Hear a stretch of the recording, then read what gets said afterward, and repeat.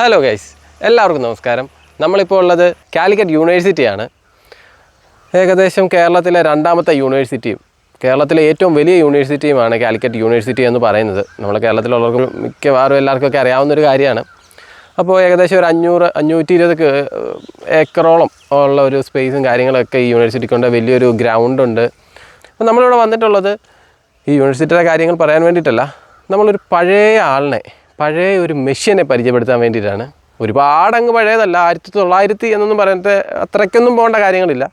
2000-ന് ശേഷം വന്നതും എന്നാൽ 2009 കൂടി മറഞ്ഞു പോയതുമായ ഒരു മെഷീൻ നമുക്കതിനെ കണ്ടാലോ?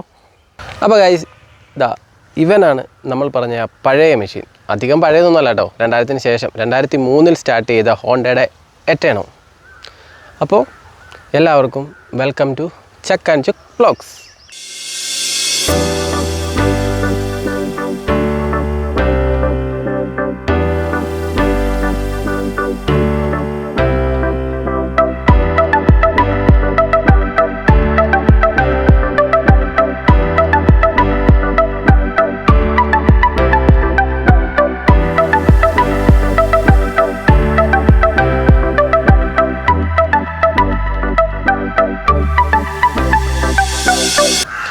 എറ്റേണോ, ലാസ്റ്റിംഗ് ഫോർ എവർ അല്ലെങ്കിൽ ഏജ്ലെസ് എന്നൊക്കെയാണ് എറ്റേണയുടെ ഒരു മീനിങ് എന്ന് പറയുന്നത്.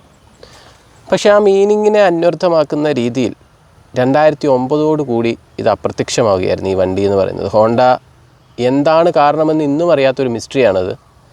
2009 കൂടി ഇത് പിൻവലിയുകയാണ് ചെയ്ത്. ഹോണ്ട എന്ന് പറയുന്ന ഒരു ജാപ്പനീസ് കമ്പനിയാണ്. ഇന്ത്യയിൽ വന്നപ്പോൾ അത് കൈനറ്റിക് ഹോണ്ടയായി. 1999 മെയ്യോടെയാണ് അവരുടെ ഒരു ഗിയർലെസ് വണ്ടി, അതായത് ആക്റ്റീവ. നമ്മൾ ഇന്നും അത് നിലവിൽ നിന്ന് പോകുന്നൊരു ഗിയർലെസ് സ്കൂട്ടറിൻ്റെ കാര്യത്തിൽ എപ്പോഴും ഒരു ടോപ്പിൽ തന്നെ നിൽക്കുന്ന ഒരു വണ്ടിയാണ് ആക്റ്റീവ എന്ന് പറയുന്നത്. ആ ആക്റ്റീവ സ്റ്റാർട്ട് ചെയ്തത് 1999 മെയ്യിലാണ്. അതിന് ശേഷം വന്ന വണ്ടിയാണ് ഈ എറ്റേണോ എന്ന് പറയുന്നത്. എറ്റേണോ എന്ന് പറയുന്നത് അന്ന് നമ്മുടെ ഒരു ഫാമിലി വെഹിക്കിൾ, പണ്ടൊക്കെ നമ്മൾ മാരുതി ഒക്കെ 800 പറയുന്ന പോലെ അന്നത്തെ ഒരു മിഡിൽ ക്ലാസ് ഫാമിലിയുടെ ഫാമിലി വെഹിക്കിൾ എന്ന് പറയുന്നത് ഹമാര ബജാജിൻ്റെ ചേതക് എന്ന് പറയുന്ന വണ്ടിയായിരുന്നു. ചേതക് നമുക്കറിയാം, നമ്മൾ യൂട്യൂബിലൊക്കെ ഒരുപാട് വീഡിയോസ് കണ്ടിട്ടുണ്ട്. ഒരുപാട് അതൊരു രാജകീയമായ ഒരു വണ്ടിയായിരുന്നു. ഇച്ചിരിയുടെ ഹെവി ആയിരുന്നു. ഒരു 2 കുട്ടികളെയൊക്കെ മുമ്പിലിരുത്തി ബാക്കിൽ വൈഫും ഹസ്ബൻഡും ഒക്കെ ആയിട്ട് അതൊരു പ്രത്യേക ഒരു വൈബുള്ള ഒരു വണ്ടി തന്നെയായിരുന്നു ആ ചേതക് എന്ന് പറയുന്നത്. അതിൻ്റെ ഒരു മാർക്കറ്റ് ഷെയർ പിടിച്ചെടുക്കാൻ വേണ്ടിയിട്ടാണ് ഹോണ്ട ഈ ഒരു വണ്ടി സ്റ്റാർട്ട് ചെയ്യുന്നത്. എന്നാൽ നമ്മുടെ ബജാജ് ചേതക്കിൽ നിന്നും സാമാന്യം നല്ല ഒരു വ്യത്യാസം തന്നെ ഇതിനുണ്ട്. അതെന്താണെന്ന് വെച്ചാൽ ഇതൊരു 4 സ്ട്രോക്ക് സിംഗിൾ സിലിണ്ടർ എഞ്ചിനാണ് ഇതിന് വരുന്നത്. അതുപോലെ തന്നെ ഏകദേശം 60 കിലോമീറ്റർ മൈലേജുകളും ഇതിന് കിട്ടുന്നുണ്ട്.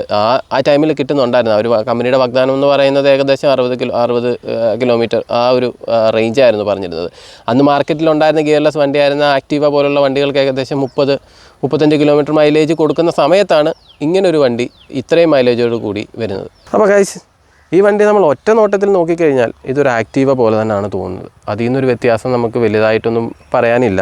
പിന്നെ ഈ 2 ഇൻഡിക്കേറ്ററുകൾ, ആ ഇൻഡിക്കേറ്ററുകളൊക്കെ കാണുമ്പോഴാണ് ഇത് എറ്റേണോ എന്നുള്ളൊരു നിലവിലേക്ക് നമുക്കത് എറ്റേണോ ആണ് എന്നൊക്കെ മനസ്സിലാകുന്നത്.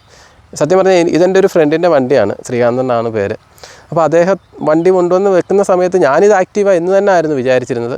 പക്ഷേ അതിൽ നിന്നത് വ്യത്യസ്തമാണ് എന്നെനിക്ക് മനസ്സിലാകുന്നത് പുള്ളി അതിനെപ്പറ്റി പറയുമ്പോഴാണ്. അല്ലാതെ ഇത് കാണുന്ന കൂട്ടത്തിൽ നമുക്ക് പക്ക ഒരു ആക്റ്റീവ എന്നുള്ളൊരു റേഞ്ച് മാത്രമേ ഇതിന് കാണുന്നുണ്ടായിരുന്നുള്ളൂ.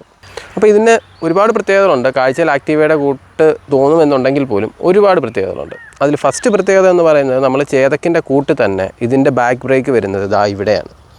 ഇവിടെ കാലുകൊണ്ട് ഇങ്ങനെ ചവിട്ടുന്ന പോലെ, നമ്മൾ ചേതക്ക് കണ്ട പോലെ തന്നെ ഇങ്ങനെ ചവിട്ടിയാണ് ഇതിൻ്റെ ബാക്കിലെ ബ്രേക്ക് വരുന്നത്. അതായത് എപ്പോഴും ഒരു കാല് നമ്മുടെ ഇവിടെ തന്നെ ഉണ്ടാകണം, ഒരു സൈഡിലോട്ട് ചരിഞ്ഞായിരിക്കണം ഇത് നിർത്തുന്നത്. ആ രീതിയിലാണ് ഇതിൻ്റെ ബ്രേക്കിൻ്റെ സിസ്റ്റം വരുന്നത്. രണ്ടാമത്തെ ഏറ്റവും വലിയൊരു പ്രത്യേകത എന്ന് എനിക്ക് തോന്നിയൊരു കാര്യം എന്ന് പറയുന്നത് ഈ കിക്കറാണ്. ഇതിൻ്റെ കിക്കർ എന്ന് പറയുന്നത് ഇത് വലത്തെ സൈഡിലാണ് കിക്കർ വരുന്നത്. അപ്പോൾ നിങ്ങൾ ഓർക്കും ഇതിൻ്റെ എക്സോസ്റ്റ് എവിടെ പോയിന്നല്ലേ? എക്സോസ്റ്റ് വരുന്നത് അപ്പുറത്തെ സൈഡിലാണ്. അത് ഞാൻ കാണിച്ചു തരാം. അപ്പോൾ ഇതാണ് നമ്മുടെ കിക്കർ വരുന്നത്. ഇതിന് കിക്കറാണ്. അന്നത്തെ കാലത്ത് സെൽഫും കാര്യങ്ങളും ഒന്നുമില്ല. അപ്പോൾ ഈ കിക്കർ അടിച്ച് വേണം വണ്ടി സ്റ്റാർട്ട് ചെയ്യാനൊക്കെ ഉണ്ട്.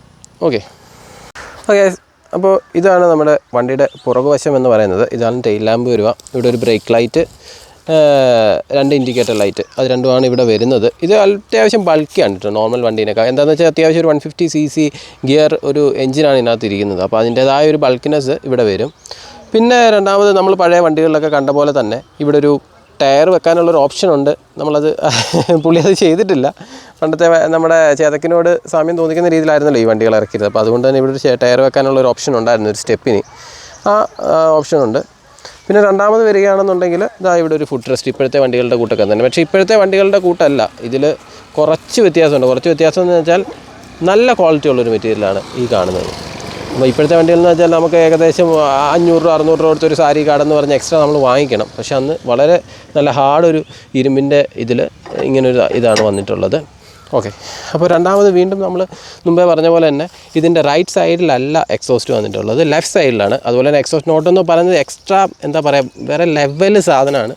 അപ്പോൾ ഇതാണ് അതിൻ്റെ എക്സോസ്റ്റ് വരുന്നത്. ആ എക്സോസ്റ്റിൻ്റെ സൗണ്ട് നമ്മൾ കേൾപ്പിച്ച് തരാം.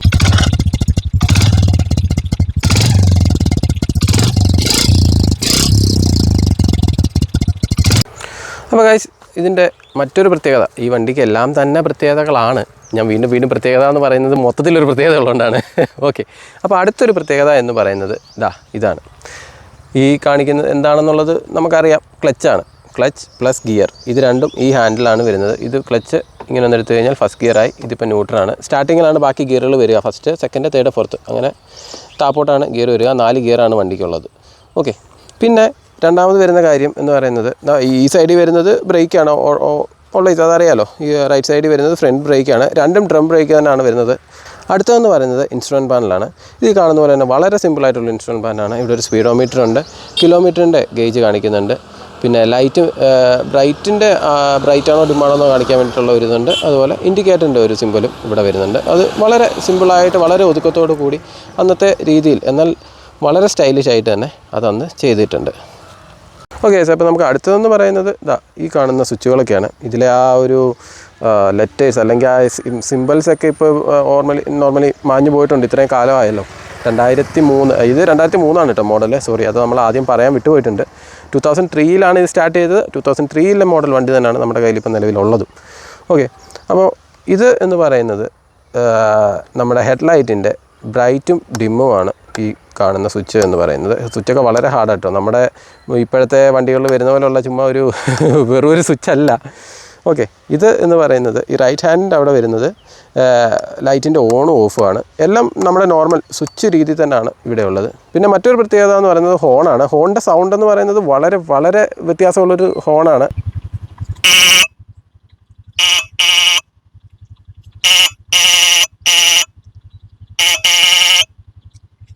കേട്ടു എന്ന് ഞാൻ വിചാരിക്കുന്നു.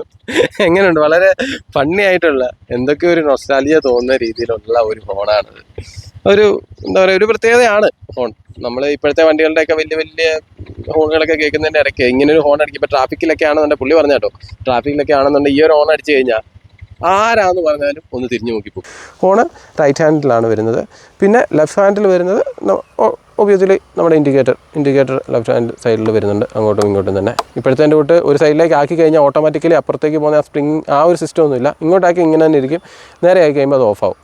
ആ ഒരു സിസ്റ്റം കൊള്ളാം കേട്ടോ. അത് ഇപ്പോഴത്തെ വണ്ടിയിലുണ്ടെങ്കിലും കൊള്ളാം. കാരണം നമ്മളിപ്പോൾ ഇപ്പോഴത്തെ വണ്ടിയിലൊക്കെ ഇൻഡിക്കേറ്റർ ഇട്ട് കഴിഞ്ഞിട്ട് ഇങ്ങോട്ട് ഇട്ടെന്ന് വെച്ചു, ഓട്ടോമാറ്റിക്കലി ഇങ്ങോട്ട് വരും. പിന്നെ അത് നിർത്താൻ വേണ്ടി അങ്ങോട്ടും ഇങ്ങോട്ടും ഇട്ട് കളിയാണ്. ചിലപ്പോൾ അത് റൈറ്റ് സൈഡിലെ ഇൻഡിക്കേറ്റർ വീണ്ടും ഓൺ ആവുകയും ചെയ്യും. എനിക്ക് അങ്ങനത്തെ ഒരു അനുഭവങ്ങളൊക്കെ ഉണ്ടായിട്ടുണ്ട്, അതുകൊണ്ടങ്ങ് പറഞ്ഞതാണ്. ഓക്കെ, അപ്പോൾ ഇതാണ് ഇതിൻ്റെ മൊത്തത്തിലുള്ളൊരു ഫ്രണ്ടിൽ നിന്നുള്ളൊരു വ്യൂ കിട്ടുന്നത്. പിന്നെ ഓൾവേസ് കാണുന്ന പോലെ തന്നെ നമ്മുടെ ചോക്ക് ഇവിടെയുണ്ട്. വണ്ടി രാവിലെ സ്റ്റാർട്ട് ചെയ്യുന്ന സമയത്ത് ചോക്ക് വലിച്ച് നമ്മൾ സ്റ്റാർട്ട് ചെയ്യും. അത് ആ ഒരു സിസ്റ്റം ഇതിനുമുണ്ട്. അതങ്ങനെയാണ്. അപ്പോൾ ഗൈസ്, നിങ്ങൾ എത്ര പേര് നോട്ട് ചെയ്തു എന്ന് എനിക്കറിയില്ല, നമ്മുടെ ഇൻസ്ട്രുമെൻറ്റ് പാനലിൽ പെട്രോളിൻ്റെ ഗേജ് ഇല്ല. ആ ഗേജ് ഇല്ല. അപ്പോൾ ഞാൻ ശ്രീകാന്തേട്ടനോട് ചോദിച്ചു വന്നിട്ട് പുള്ളി പറഞ്ഞത് പെട്രോൾ തീരെ ഇതിന് മൊത്തത്തിൽ സീറ്റിൻ്റെ അടിയിലാണ് നമ്മുടെ പെട്രോൾ ടാങ്ക് വരുന്നത്. 4.5 ലിറ്ററാണ് കപ്പാസിറ്റി ഉള്ളത് പെട്രോൾ ടാങ്കിൻ്റേത്. അപ്പോൾ പെട്രോൾ തീരുകയാണെങ്കിൽ നമ്മുടെ പഴയ സ്കൂട്ടറുകളൊക്കെ ഉണ്ട്, അതായത് അതിൻ്റെ താഴേക്ക് വന്നു കഴിഞ്ഞാൽ ഇവിടെ ഒരു നോബ് കണ്ടില്ലേ, ഈ നോബ് പെട്രോളിന് 4.5 ലിറ്ററിൽ തീർന്നു കഴിഞ്ഞാൽ അതിനുശേഷം ഒരു റിസർവ് എന്നൊരു ഓപ്ഷൻ ഉണ്ട്. ആ റിസർവ് വന്നു കഴിയുമ്പോൾ നമ്മൾ മനസ്സിലാക്കണം ഇനിയും വണ്ടിക്ക് അത് ഇത്ര പെട്രോളേ ഉള്ളൂ, അപ്പം നമ്മൾ വീണ്ടും പെട്രോൾ അടിക്കണം. അപ്പോൾ അങ്ങനെ ഒരു റിസർവിൻ്റെ ഓപ്ഷനാണ് ഇവിടെ വന്നിട്ടുള്ളത്. ഇത് തിരിച്ച് റിസർവ്, ഇതിന് 3 ഓപ്ഷനാണുള്ളത്. ഒരു സൈഡിലേക്ക് റിസർവ്, വീണ്ടും തിരിച്ച് കഴിഞ്ഞാൽ ഓഫ്, പെട്രോൾ ഓഫിലിട്ട് കഴിഞ്ഞാൽ പിന്നെ വണ്ടി സ്റ്റാർട്ട് ആകത്തില്ല. അങ്ങനെ അത് പഴയ നമ്മുടെ സ്കൂട്ടറുകൾക്ക് ബൈക്കുകൾക്കൊക്കെ ഉള്ളൊരു ഓപ്ഷൻ ആയിരുന്നു. ഓക്കെ, ഇപ്പോഴത്തെ സ്കൂട്ടറുകൾക്കൊന്നും അങ്ങനെയൊന്നും ഇല്ല. അതിന് പകരം പെട്രോളിൻ്റെ ഗേജ് ഉണ്ടല്ലോ, അപ്പോൾ പിന്നെ നമുക്കത് നോക്കി മനസ്സിലാക്കാം. പിന്നെ നമ്മളിപ്പോഴത്തെ സ്കൂട്ടറിലൊക്കെ കാണുന്ന പോലെ തന്നെ ഇവിടെ കവറുകളും കാര്യങ്ങളും ഒക്കെ തൂക്കിയിടാൻ വേണ്ടിയിട്ടുള്ളൊരു ഇതുണ്ട്. ഓക്കെ, അപ്പോൾ മറ്റുള്ള സ്കൂട്ടറിൻ്റെ കൂട്ട് തന്നെ ഇതും സീറ്റിനടിയിലൊരു ബൂട്ട് സ്പേസും കാര്യങ്ങളൊക്കെ വരുന്നുണ്ട്. നമുക്ക് ഇവിടെ ആക്റ്റീവയിലൊക്കെ പഴയ ആക്റ്റീവയിലൊക്കെ ചെയ്യുന്ന പോലെ തന്നെ ഇവിടെ നിന്ന് ഇങ്ങനെ ഓപ്പൺ ചെയ്യുകയാണ് ചെയ്യുന്നത്. ഇതാണ് ഇതിൻ്റെ ബൂട്ട് സ്പേസ് എന്ന് പറയുന്നത്. ഒരുപാടങ്ങ് വലുതല്ല, കാരണം വലിയൊരു എഞ്ചിനുണ്ട് വണ്ടിയിൽ. വളരെയധികം ബിൽഡ് ക്വാളിറ്റി ഉള്ളതാണ് ഈ മെറ്റീരിയൽസ് എല്ലാം തന്നെ. അത്യാവശ്യം ഒരു ഹെൽമെറ്റ് വരെ ഇതിനുള്ളിൽ ഇരിക്കും. അതുപോലെ എനിക്ക് ഇതിനകത്ത് തോന്നിയ മറ്റൊരു പ്രത്യേകത എന്ന് പറയുന്നത് ഇതുണ്ട്, ഇവിടെ ഒരു സ്പേസ് ഉണ്ട്. ഇതൊരു ഇലാസ്റ്റിക് പോലൊരു സാധനമാണ്. നമുക്കിപ്പോൾ ഇതൊക്കെ ഇങ്ങനെ അങ്ങോട്ട് വെച്ചതിന് ശേഷം ഇങ്ങനെ ഒന്ന് വലിച്ചിട്ട് കഴിഞ്ഞാൽ ഇത് എങ്ങും പോവില്ല, അങ്ങോട്ടും ഇങ്ങോട്ടും പോകുന്നോ അല്ലെങ്കിൽ വണ്ടി അടിക്കുന്ന സമയത്ത് ഇതിനകത്ത് കിടന്ന് അടിച്ചടിച്ച് പണിയാകുക, അല്ലെങ്കിൽ മൊബൈലൊക്കെ ഇടുന്ന സമയത്ത് നമ്മളൊക്കെ അനുഭവിക്കുന്നൊരു പ്രശ്നമാണ്. മൊബൈലൊക്കെ ഇതിൽ വെച്ച് കഴിഞ്ഞാൽ വണ്ടി ചെല്ലുമ്പോഴത്തേന് അവിടെ ഇവിടെയൊക്കെ അടിച്ച് ചിലപ്പോൾ മൊബൈലിൻ്റെ ഗ്ലാസ് വരെ പൊട്ടുന്നൊരവസ്ഥ ഉണ്ടാവും. ഇതങ്ങനൊന്നുമില്ല, ഇത് ഇവിടെ വെച്ച് കഴിഞ്ഞ് ഇത് വിട്ട് കഴിഞ്ഞാൽ അവിടെ ഇരിക്കും. ഓക്കെ, പിന്നെ ഇവിടെ നമ്മുടെ ടാങ്ക് വരുന്നു. 4.5 ലിറ്ററാണ് അതിൻ്റെ കപ്പാസിറ്റി വരുന്നത്, അത് ഓൾറെഡി പറഞ്ഞു. പിന്നെ ഇതിനുള്ളിൽ കാണിക്കുമ്പോൾ നിങ്ങൾ കണ്ടു കാണും, ഇച്ചിരി വൃത്തിക്കുറവുണ്ട്. നമ്മുടെ ഇതിൻ്റെ ഓണർ ഇച്ചിരി മടിയനാണെന്നൊന്നും പറയുന്നില്ല. നമ്മൾ പെട്ടെന്ന് എടുത്തൊരു തീരാനായിരുന്നു കേട്ടോ, പെട്ടെന്ന് വന്ന് എടുത്താണ്. ഇത് കണ്ട സമയത്ത് എനിക്ക് ഇതിൻ്റെ ഒരു വീഡിയോ എടുക്കണം എന്നുള്ളൊരു താല്പര്യം ഭയങ്കരമായിട്ടുണ്ടായിരുന്നു. കാരണം നമ്മളൊക്കെ എപ്പോഴും പുതുമ ആഗ്രഹിക്കുന്നവരല്ലേ.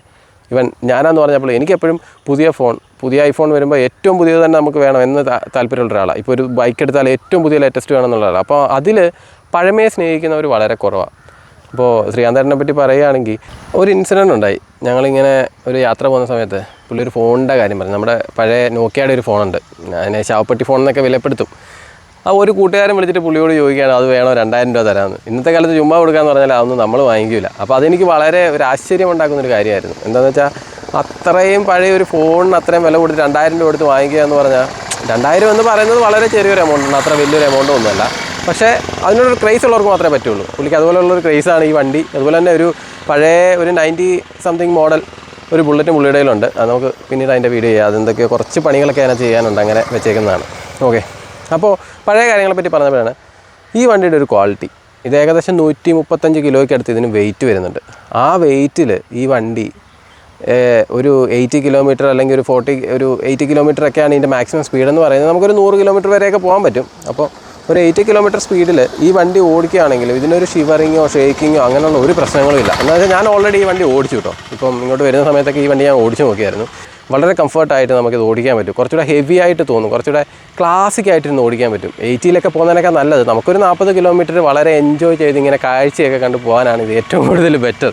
പിന്നെ ഈ ടൗണിനകത്ത് ഓടിക്കാൻ വളരെ നല്ലതാണ്. കാരണം ഒരു 4th ഗിയറിൽ പോയാൽ പോലും നമുക്ക് വളരെ സമാധാനമായിട്ട്, അല്ലെങ്കിൽ എന്താ ഒരു 4th ഗിയറിൽ ഒരു 40-30 കിലോമീറ്റർ സ്പീഡിലും നമുക്കിത് വളരെ കൂളായിട്ട് കൊണ്ടുപോകാൻ പറ്റും 4th ഗിയറിലും. ഓക്കെ, അതൊക്കെ ഈ വണ്ടിയുടെ മാത്രം ഒരു പ്രത്യേകതയാണ്. പിന്നെ ഓഫ് കോഴ്സ് ഇതിന് റൈറ്റ് സൈഡിലാണ് എൻജിൻ വരുന്നത്. അപ്പോൾ റൈറ്റ് സൈഡിൽ എൻജിൻ വരുന്നതുകൊണ്ട് തന്നെ ഓടിക്കുമ്പോൾ എനിക്ക് ആ സൈഡിലേക്ക് ഒരു ഇച്ചിരി വെയിറ്റ് വരുന്ന പോലെ ഒരു ചെറിയൊരു ഫീൽ, അത് പെട്ടെന്ന് ഓടിക്കുന്നുണ്ടാണ്. സ്ഥിരമായിട്ട് ഓടിക്കുന്നവർക്ക് അതൊന്നും തോന്നണമെന്നില്ല കേട്ടോ. അപ്പോൾ അങ്ങനെ ഒരു ഫീലും എനിക്കുണ്ടായി. ഇതിൻ്റെ ഒരു ബാഡ് എന്ന് പറയാൻ, ബാഡല്ല, ഒരിക്കലും അത് ബാഡാണെന്ന് ഞാൻ പറയുന്നില്ല. പക്ഷേ ആ ഒരു സാധനം മാത്രം എനിക്കൊരു തോന്നിയൊരു കാര്യമാണ്. റൈറ്റ് സൈഡിലോട്ട് ചെറിയൊരു ബാലൻസിങ്ങിൻ്റെ ഒരു ഇത് വരുന്നുണ്ട്, അത് മാത്രം. അത് ഒഴിച്ച് കഴിഞ്ഞാൽ പെർഫെക്റ്റ് വണ്ടിയാണ്. ഞാൻ മുമ്പേ പറഞ്ഞ പോലെ തന്നെ ഹോണ്ട എന്തിന് നിർത്തി എന്നുള്ളത് അറിയില്ല. ഓക്കെ, അപ്പോൾ അതാണ് നമ്മുടെ എറ്റേണോ എന്ന് പറയുന്ന വണ്ടിയുടെ വിശേഷങ്ങൾ.